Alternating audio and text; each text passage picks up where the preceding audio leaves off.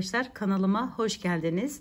Bu videomda sizlere görmüş olduğunuz sakallı ipten iğne yardımı ile yapmış olduğum, şöyle göstereyim, paspas çalışmasının nasıl yapıldığını anlatmak ve paylaşmak olacak.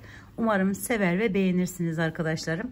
Şöyle evde kalan herhangi bir sakallı iple yapabileceğinizi göstermek için bir arkadaşım da sordu, sakallı iple yapabilir miyiz diye. Hemen yapmak istedim ve sizlerle paylaşmak istedim. İnce bir halı kaydırmaz, her yerde bulabileceğiniz bir halı kaydırmaz kullanmak istedim arkadaşlarım bu defa. Halı kaydırmazlar sağlam, içiniz rahat olsun. Bakın herhangi bir şey olmuyor. Şu anda epeyce çekiştiriyorum. Ben kendim 6-7 yıldır kullanıyorum. Herhangi bir sıkıntı yaşamıyorum arkadaşlar. Yaşamadım da. Yani içiniz rahat olsun diyebilirim. Arkası bu şekilde gözüküyor. Önü de bu şekilde. Böyle çizgili, kolay bir çalışma yapmak istedim arkadaşlar. Şimdi dediğim gibi ben bu renkleri 10 sıra şeklinde yaptım. Bu kısmı ise, beyaz kısımlarını ise 3 sıra yaptım arkadaşlar. Şimdi köşeden başlayarak yapalım. Şöyle halı kaydırmazımın kenarından başladım. Her zamanki gibi iğnemi aldım, birinci delikten geçirdim ve şimdi şuradan bir üstünden ve buradan arkadaşlarım aldım. Sonra hemen yanındaki yerden tüylü tüylü yumuşacık bir görünüme, dokuya sahip oldu. Şimdi ise bakın şuradan almıştım. Hemen bir de geri dönüyorum. Şu kısımdan alıyorum. Kenarlarını kapatmak amaçlı. Tabii ki de burada kalacak. Şöyle. Ve şuradan giriş yapıp kenar kısmına geçiyorum arkadaşlarım bu şekilde. Şimdi devam ediyorum. Bir üst sıraya geçiyorum. Oraya da arkadaşlarım ipim şöyle şurada. Şuradan giriş yapıyorum. Şu kısımdan çıkartıyorum. Bir üstünden hemen giriş yapıp çıkarttık. Burada şöyle hemen bir üstünden bakın ipimiz burada. Şuradan giriş yapıyorum. Buradan çıkartıyorum. İlk sırayı ve köşe olduğu için orayı 2 kat geçmek istedim. Şimdi geri döneceğiz. Buradan bu şekilde. Şöyle.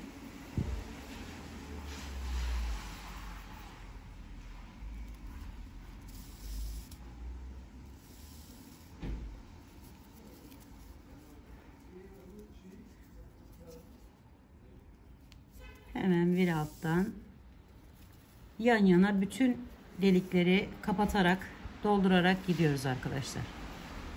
Şimdi bakın kenara geldim. Yine aynı şekilde bir üstten çıkardım.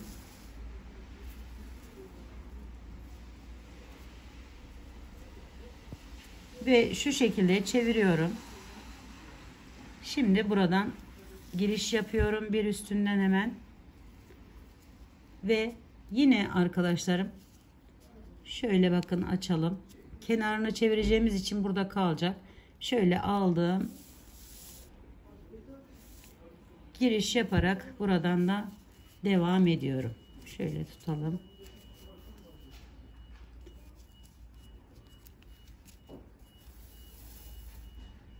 Rahat görmeniz için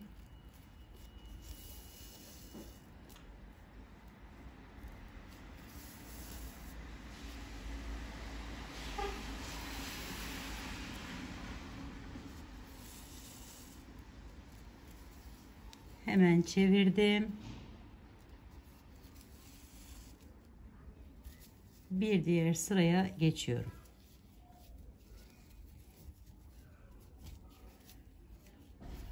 İki kat yaptım. Daha güzel kapatıyor. Çünkü ince bir ip. Her ne kadar sakalları olsa da arkadaşlar.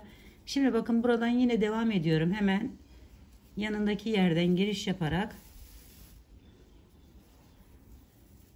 şöyle çekiyorum arkadaşlar.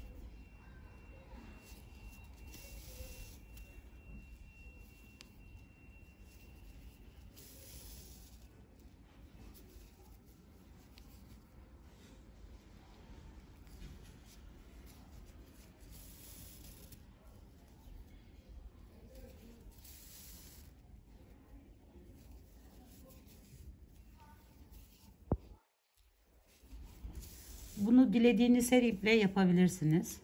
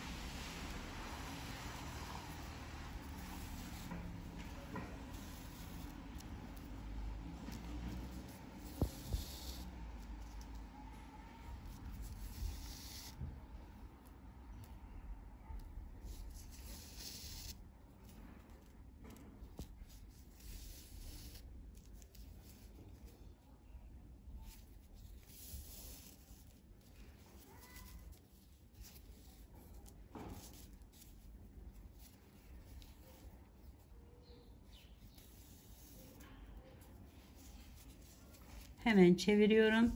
Şimdi bunu arkadaşlarım 10 sıra demiştim. Şöyle arkasından saymak daha kolay oluyor. Şu birinci, 2, 3, 4, 5. Yani ben 10 sıra yaptım. Siz dilediğiniz kadar yapabilirsiniz tabii ki de. Şöyle sadece size fikir amaçlı bu şekilde paylaşmak istedim arkadaşlarım.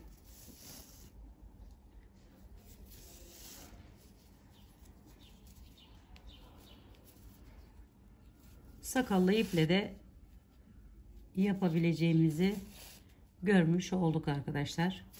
Bu tarz bir çalışmayı. Dediğim gibi dilediğiniz her türlü ipi rahatlıkla kullanabilirsiniz. İçiniz rahat olsun gerçekten arkadaşlarım. Tekrar söylemek istiyorum. Gerçekten halı kaydırmazlar gayet sağlam oluyor.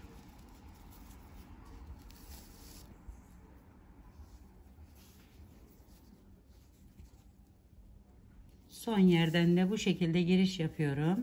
Yine anlaşılmıştır diye ümit ediyorum. Şimdi bir de kenarını nasıl çevireceğimizi bir miktar göstermek istiyorum.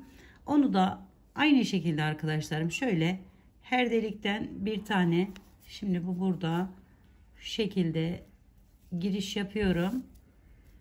Burayı bitirdiğimizi düşünün artık. Hepsini yapıp bitirdikten sonra da yapabilirsiniz bunu. Sıra sıra böyle şeye geldiğinizde mesela şurayı bitirdim, ben devam ettim. Yani bu şekilde sardım kalan ipimle. O şekilde de yapabilirsiniz. Şöyle geçmek gerekiyor. Yoksa şunlar gözüküyor arkadaşlar. Şöyle sarma tekniği dediğimiz teknik ile çaprazlama, bakın bir buradan giriş yapıyorum, alıyorum.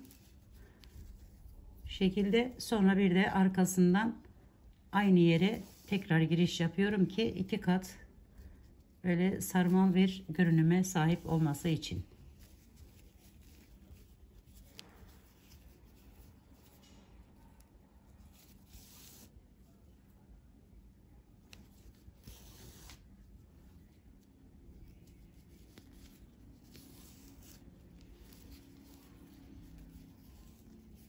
Evet, bu şekilde devam ederek kenarında bakın şöyle yapıyoruz ve böylelikle paspasımızı tamamlamış olacağız.